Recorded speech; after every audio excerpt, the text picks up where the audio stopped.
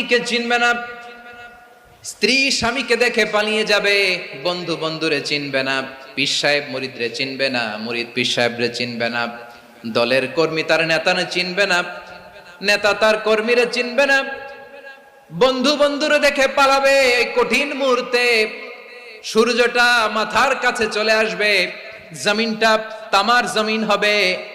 আজকের জমিনের মতো নয়, মানুষ ঘর্মাক্ত, ক্লান্ত, শ্রান্ত মাথার মগজগুলো কানের ছিদ্র আর নাকের ছিদ্র দিয়ে বেয়ে বেয়ে পড়বে। বিশ্বনবী ফরমান, ময়দানে 7 শ্রেণীর ব্যক্তিকে রব্বুল আলামিন তার আরশের নিচে ছায়া দিবেন।